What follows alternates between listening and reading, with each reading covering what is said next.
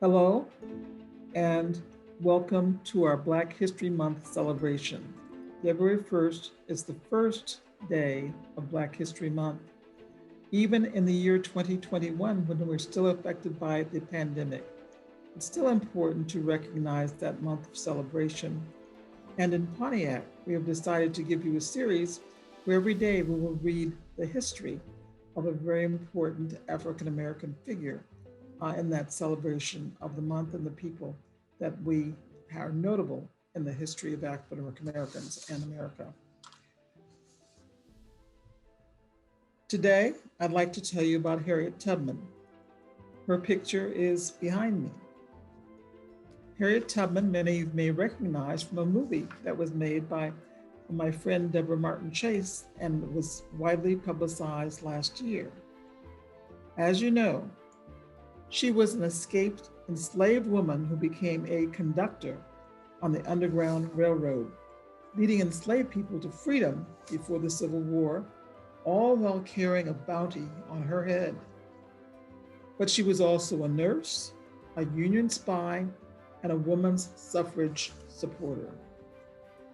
Tubman is one of the most recognized icons in American history, and her legacy has inspired countless people from every generation.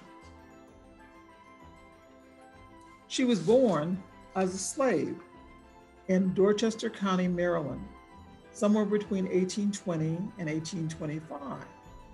You know, records of slaves were not kept very well that time, so she had to estimate her age. She was given the name Araminta Ross by her parents, but was nicknamed Minty. She used that name to honor her mother and Tubman from her first husband, John Tubman, when she took the name Harriett Tubman later in life. As a slave, Tubman was beaten and whipped by her various masters as a child. Early in life, she suffered a traumatic head wound when she was struck on the head by an overseer who threw an iron weight at her. The injury caused dizziness, pain, and spells of hypersomnia, which occurred throughout her life. After her injury, Tubman began experiencing strange visions and vivid dreams, which she ascribed to premonitions from God. These experiences, combined with her Methodist upbringing, led her to become devoutly religious.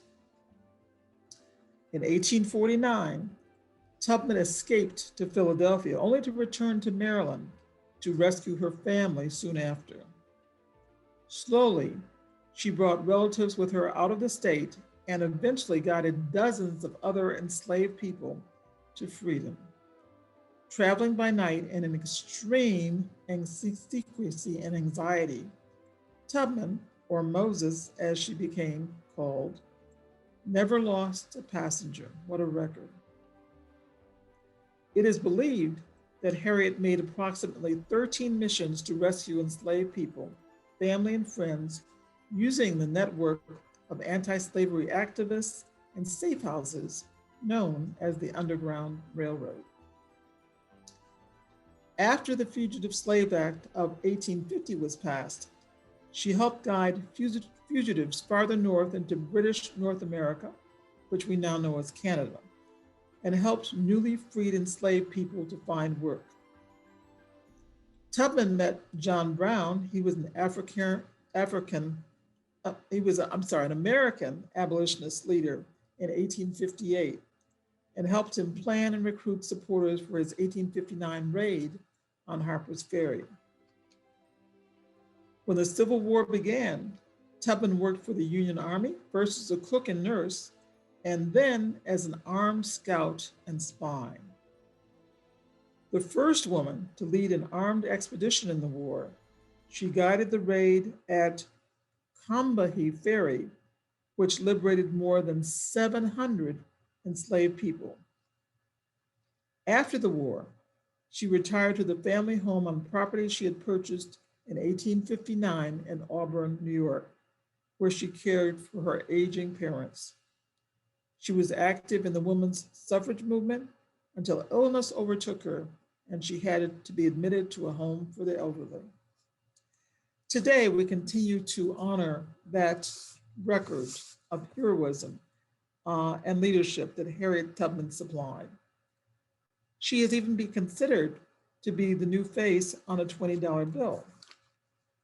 The Biden administration has resumed the process to add famed abolitionist Harriett Tubman to the $20 note. The Treasury Department is quoted as taking steps to resume efforts and to make sure that the notes reflect the history and diversity of our country. And Harriett Tubman's image gracing the new $20 note would certainly reflect that. So they are exploring ways to renew that effort. If that happens, Harriett Tubman will become the first Black person on the face of American paper currency and the first woman in generations. With that, we want to make note of the great legacy that Harriett Tubman leaves as part of African American history. And this is our first reading for African American History Month, which is celebrated as Black History Month 2021. This is Mayor Deirdre Waterman signing off. After the first reading of Black History Month, it will be followed each day by the reading of another important figure in Black American history as we celebrate and recognize them as a part of Black History Month in Pontiac 2021.